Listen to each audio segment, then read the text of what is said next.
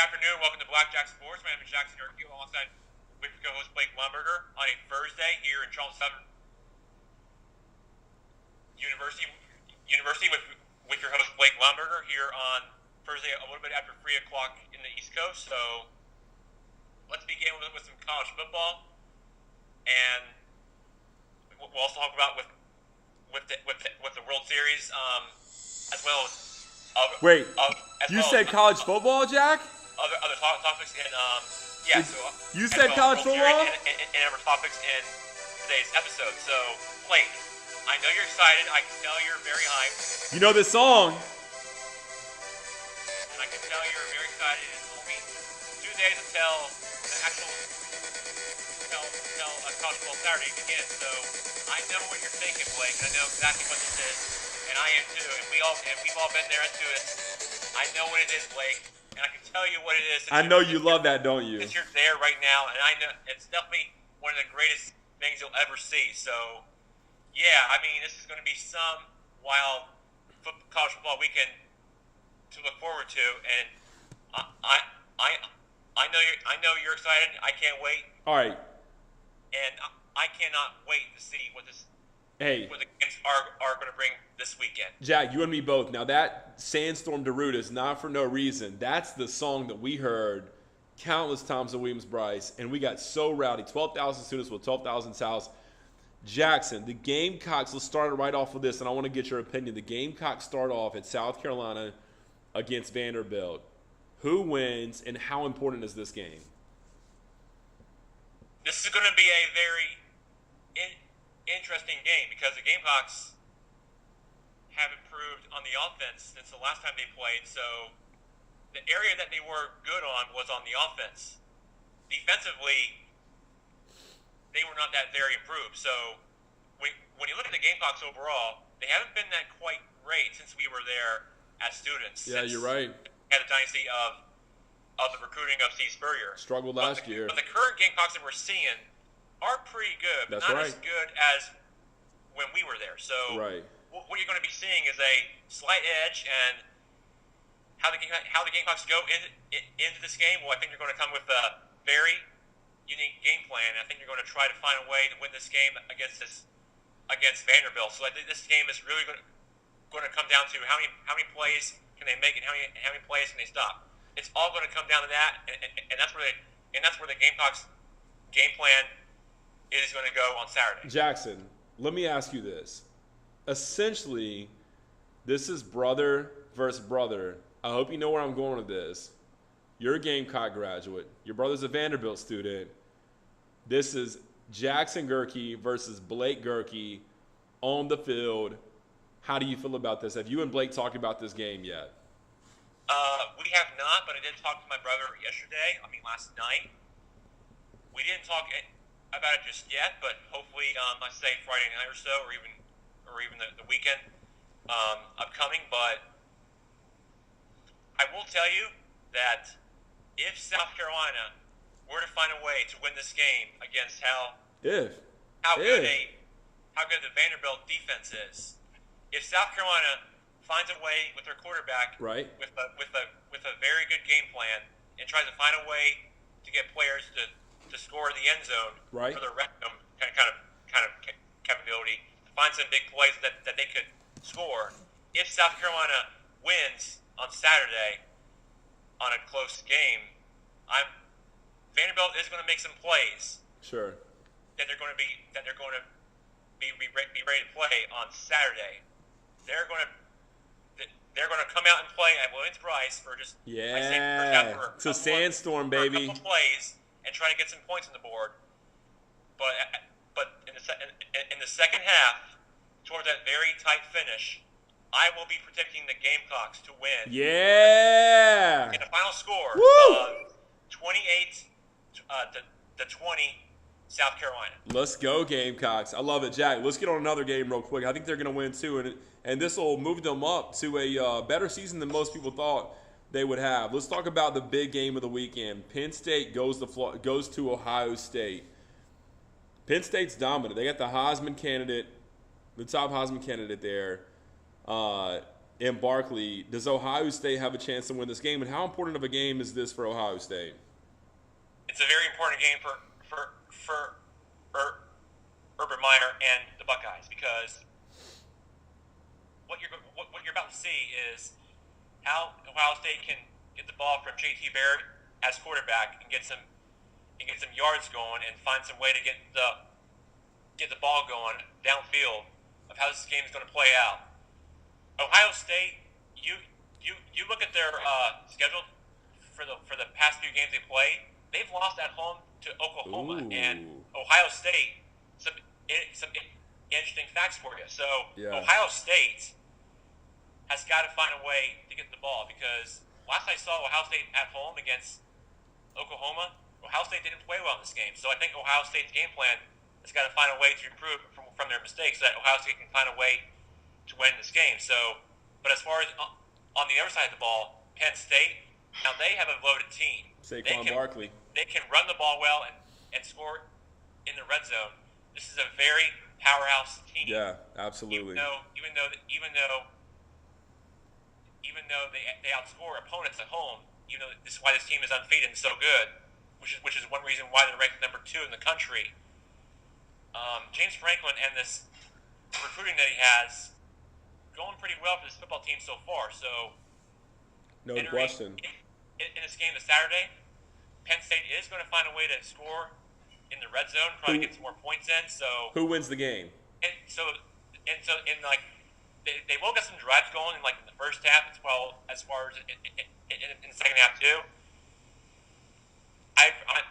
In the fourth quarter, I say it's going to come down to from one team to another and to find a way to fight the finish. Absolutely. In this game, I will predict Ohio State to upset to deserve Penn State's first loss of the year in USA Today poll. So Ohio State's going to win in a final score of 30-26. Let's go, Jack. Upset alert. Hey, I think I'm jumping on the bandwagon, Jack.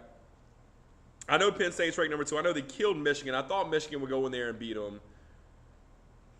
They're the real deal. I don't know, Jack. Urban Meyer's a great coach. They're going into Ohio State. Ohio State's a good football team.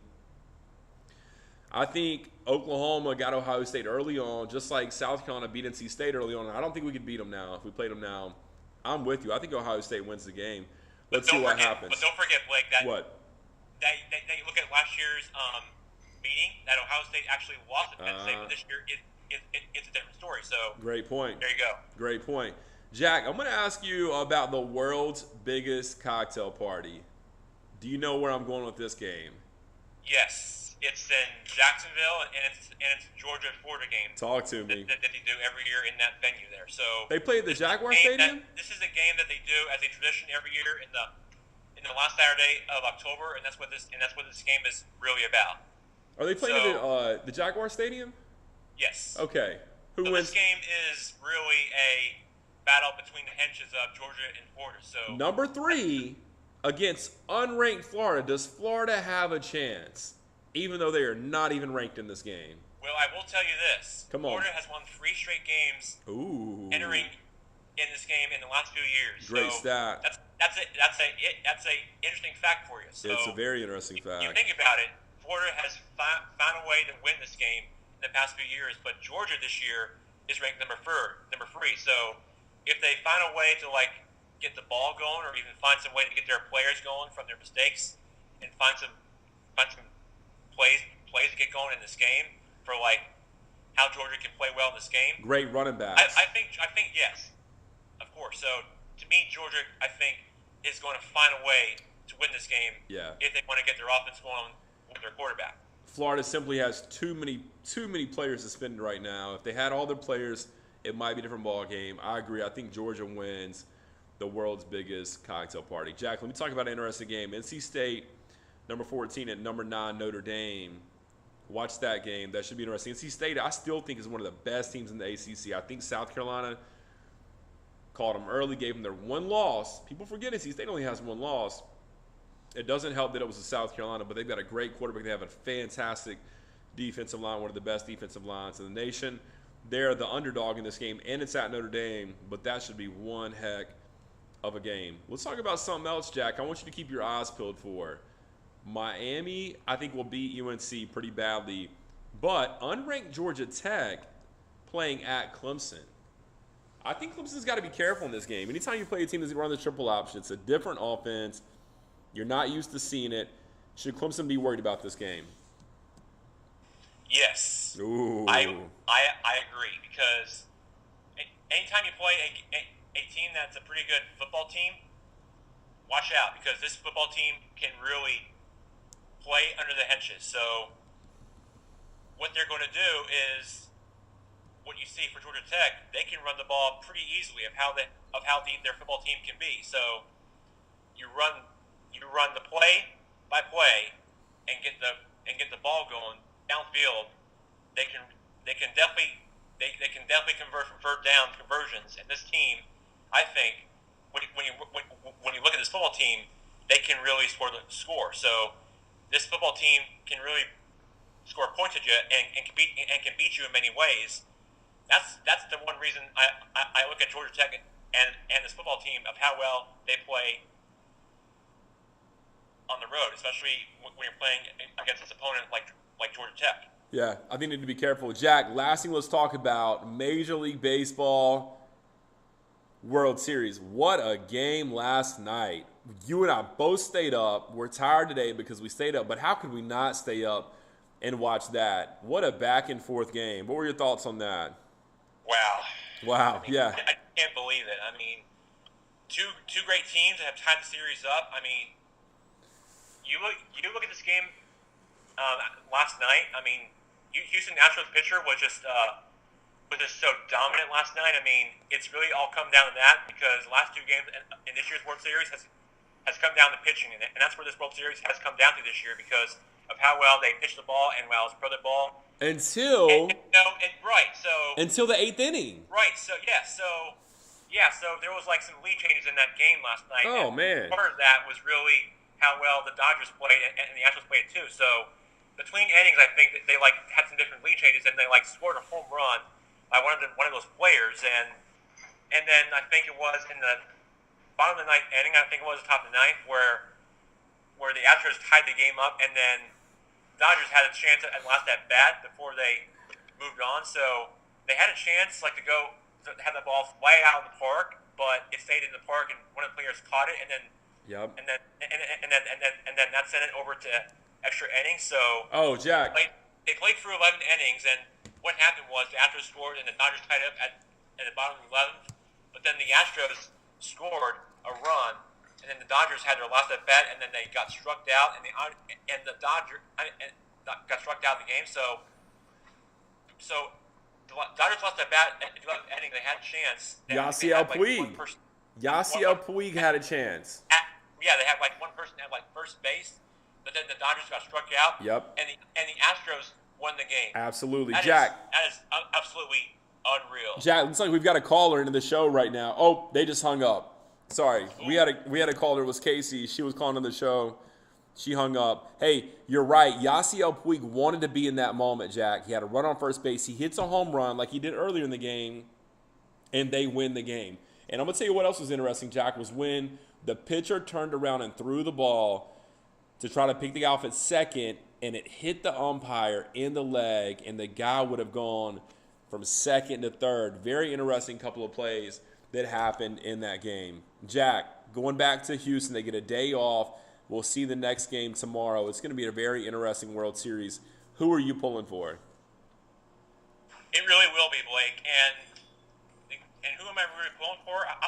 I like the Astros because they're playing at home. Yeah. Never won it. They're going to win 2 in a row in the next few days, and it's going to be fun to watch. And buckle up, because this is going to be a fun game to watch. And remember, as this next 2 series plays on. You're right about that. Jack, it's been great talking to you. Have a great college football weekend. Nothing makes me think of college football more than this song, and that's got to be true for you too. Great talking to you, Jack. You got it, Blake. Take care.